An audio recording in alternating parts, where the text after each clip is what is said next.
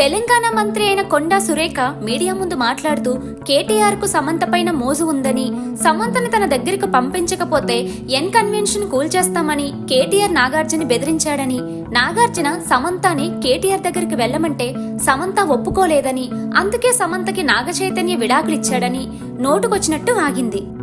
సమంత నాగచైతన్య విడాకుల విషయాన్ని కొండా సురేఖ గారు ఇష్టం వచ్చినట్టు మాట్లాడడం వల్ల ఇప్పుడు ఆ విషయం అటు రాజకీయంగా ఇటు సినీ ఇండస్ట్రీ పరంగా చాలా వివాదాంశంగా మారింది.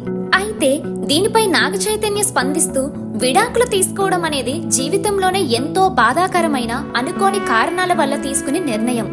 ఎంతో ఆలోచించిన తర్వాత నేను నా మాజీ భార్య అయిన సమంత ఇద్దరం మనస్ఫూర్తిగా ఎవరి జీవిత లక్ష్యాల వైపు వాళ్ళు నడవడానికి అనుకూలంగా ఉండేందుకు ఎంతో శాంతియుతంగా తీసుకున్న మా విడాకుల విషయం మా వ్యక్తిగతమైనది. మేమిద్దరం ఒకరిపై ఒకరు గౌరవంతో తీసుకున్న నిర్ణయం అది.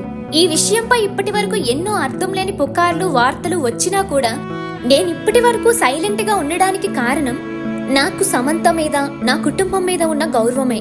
కానీ ఈ రోజు మంత్రి పదవిలో ఉన్న కొండా సురేఖ గారు మా వ్యక్తిగత విషయంపై ఇలా మాట్లాడడం తప్పు మాత్రమే కాకుండా చాలా నీచమైన విషయం. ఆడవాళ్లకు సపోర్ట్, రెస్పెక్ట్ ఇవ్వడం అవసరం, కానీ ఇలా మీ లాభం కోసం మా వ్యక్తిగత విషయంపై అడ్వాంటేజ్ తీసుకోవడం సిగ్గుచేటు అని సోషల్ మీడియా పోస్ట్ ద్వారా కొండా సురేఖపై మండిపడ్డారు.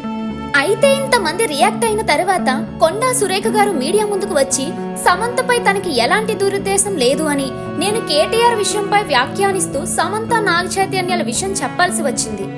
అందుకు సమంతకు క్షమాపణ చెప్పడం జరిగింది. కేవలం నేను కేటీఆర్ ను ఉద్దేశించి ఆ వ్యాఖ్యలు చేశాను అంటూ కొండా సురేఖ చెప్పుకొచ్చారు. ఇంత పెద్ద రచ్చ చేసి ఒక ప్రముఖ ఫ్యామిలీ మీద నింద వేసి చివరికి ఇలా క్షమాపణ చెప్పడం ఎంతవరకు న్యాయం? దీనిపై మీ అభిప్రాయం ఏంటో కామెంట్ చేయండి.